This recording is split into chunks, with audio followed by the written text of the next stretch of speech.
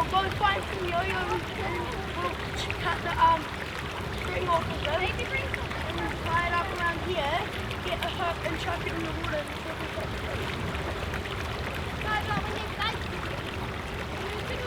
We'll use some white bait. How can white bait? You're not using big mama.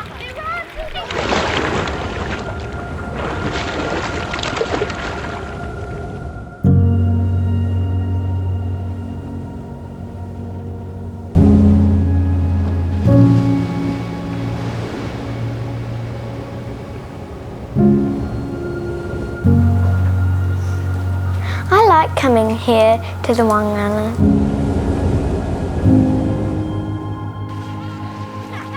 I like to listen to everything they have to say. It makes me understand it more and why they do all these things. Stuff with the environment. I love just being outdoors with all the nature and the environment around.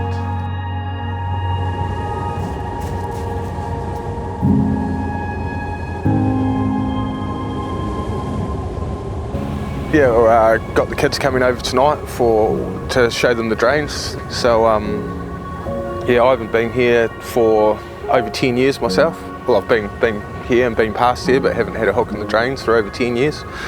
So it's quite good to be back.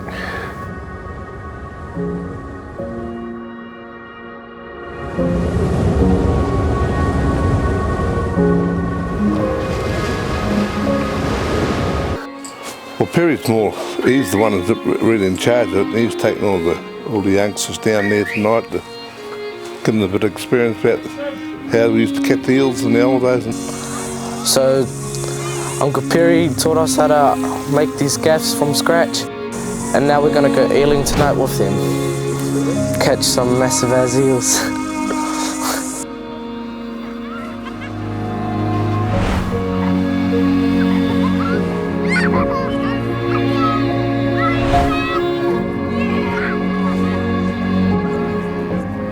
I didn't even knew how exactly they got eels out of the drains. I knew they came in and they caught them, but I was so inquisitive, but I never knew. Now I know that they use sticks with hooks on the ends.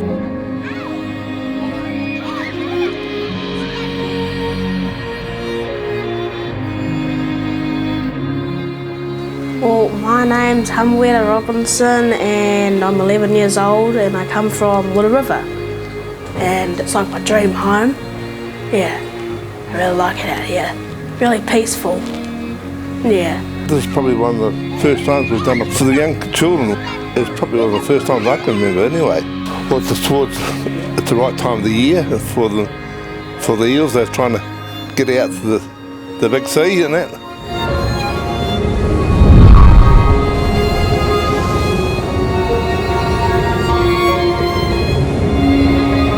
So we'll go over there tonight and wait for it to get dark, and hopefully there's some eels poking up the drains trying to migrate. We'll gaff them out. Just one of the main things is just the kids touching base with other kids, getting to know other kids that they should probably already know but they don't, and because of this Wānanga they've got to know them quite well, and they'll remember them for life and their names. What we're going to do is get down there in the daylight and practice on our fake tuna, polystyrene tuna.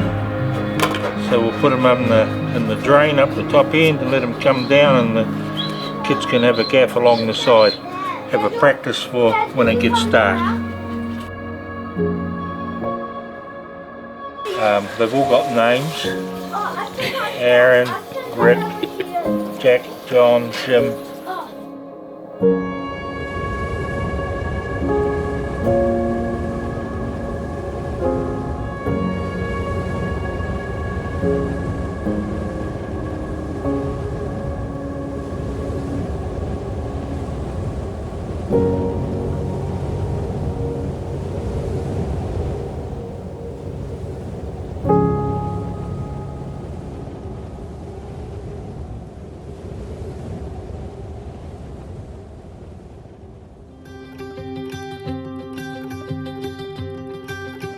We saw the Wānanga advertised.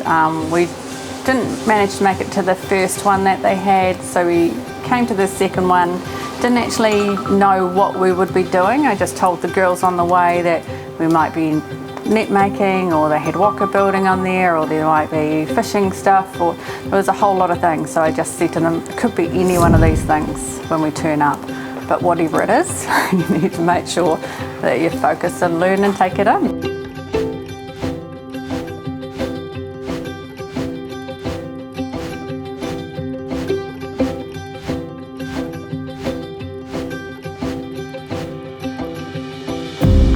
I usually like to sew. It did help. You're basically sewing a net. It isn't like you're gonna poke yourself and jab yourself though.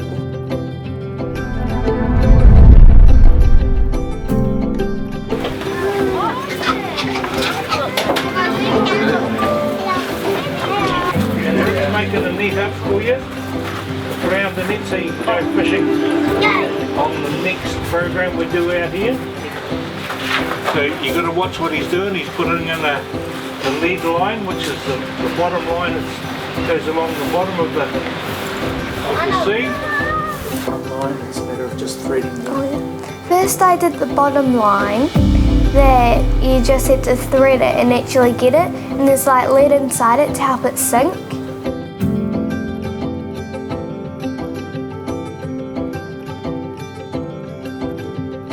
So yeah, came out here this weekend to share the knowledge on making some nets, try and get some of the kids into it, and Melina was a real natural. She was shown how to make a net by Rick Dawson.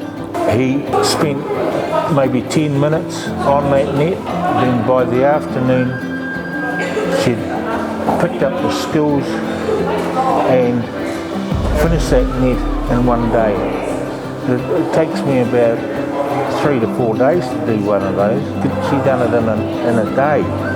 It took, was it 8 hours? No, it was over 5 hours. I think it was 5.5 hours.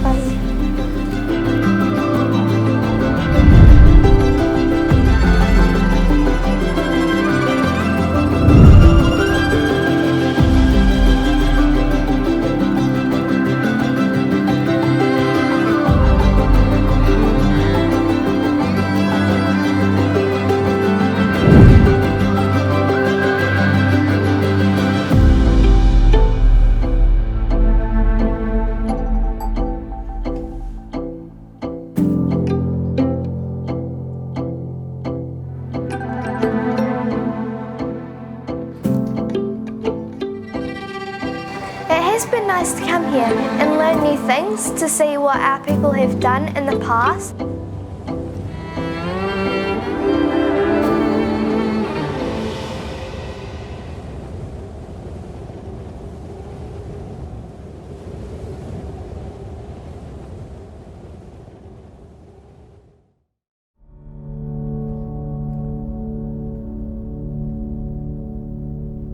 To say whether the water quality was much better, it's the more we learn, the more that perhaps clear water doesn't always indicate pure water.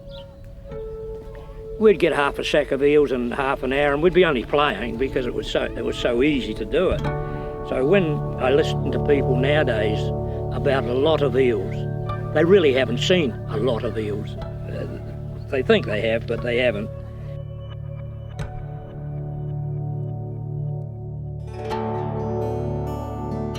The last Wānanga was teaching net making, and Melina spent a lot of hours learning how to do that net making. She really took an interest, spent about 5 hours. The reason why I've come here is to see my net finally being put out to have all the lovely kites. Yeah, so I've got 4 kids living here permanently, and yeah, this is their backyard. So they live and breathe this place. Kei konei tātou, te hapu o ngā tirikuhu ngai tārewa, te Waihora, ki te pātaka kai a rākai hautu. We're here today at Lake Waihora, te pātaka a rākai hautu, to ensure that our children understand the significance of this lake. He mea whakahira tēnei tūāhua, I tēnei tū whenua, I tēnei tū moana, mo tātou mo ngaitahu. This was a very significant, and still is, a significant water body. It's fed generations and remains one of the main feeding grounds or Mahinga kai areas for ngaitahu, especially of this district. It's very important to us, and we need to ensure that our kids still maintain their connection. I've only ever seen the lake clear right in the middle 2 or 3 times in my whole life, but it's certainly more muddy now. It's a different colour. This lake is not unlike other water bodies across the country. We struggle with maintaining water quality, and then that has a flow-on effect to what is available for us to actually harvest and eat. People continue to harvest from these places, but the trend of growing contaminations, decreasing water quality, does not bode well for the future.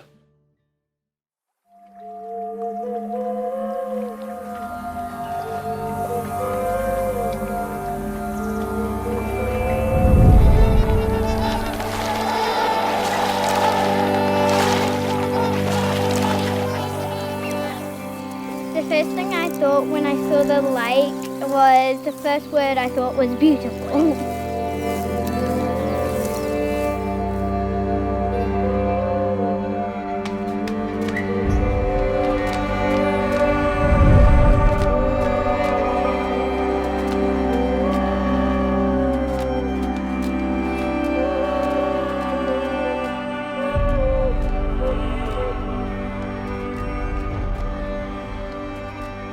Just went out and pulled in a set net, mostly black flounders, a few whites. I think we've got about 3 whites out of about 50 flounders.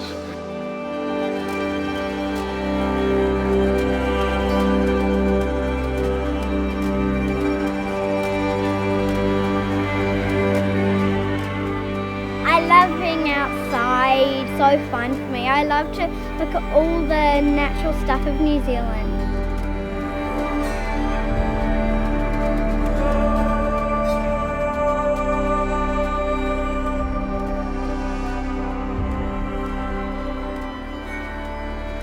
Yeah, a lot of fishing.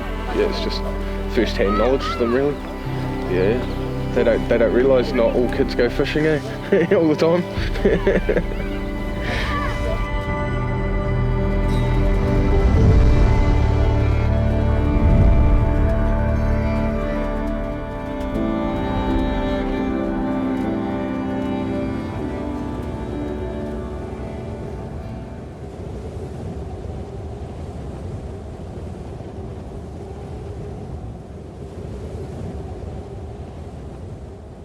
You just got to be quiet, let the eels drift in, and there's been a few come in last night, and hopefully tonight we'll get a feed, show the kids how to gaff and take them back to Ōnuku and prepare them on the whata at home. So Cool. So I've got to get back over there and sort this lot out, and it seems to be the ones from Ōnuku seem to be the loud ones.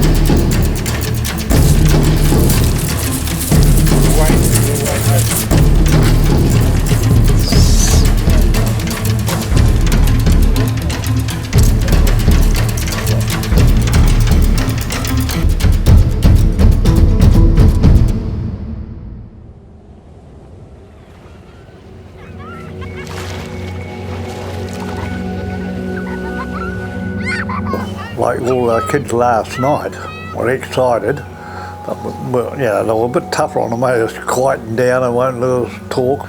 You know, they'll say, "Oh, those old buggers, they made us keep quiet."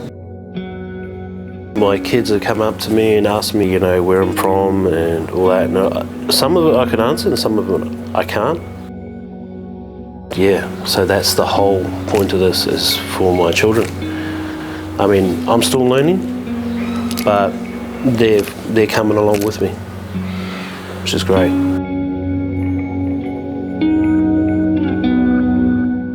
Oh yeah, it'd be so fun to come do the eeling again. It's not just the one person driving it, it takes all of us as a small community to drive this hui. When we set on the schedule for the marae, we constantly think, yeah, we get that weekend free.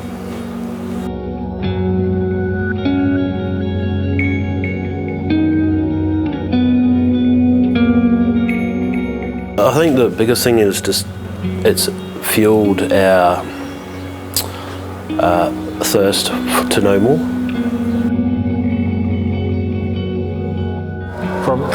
From this fella here, from Weremu, meeting up with his cousins, for me that was a success. He's a townie boy, but he comes out here, he thinks this is his home now.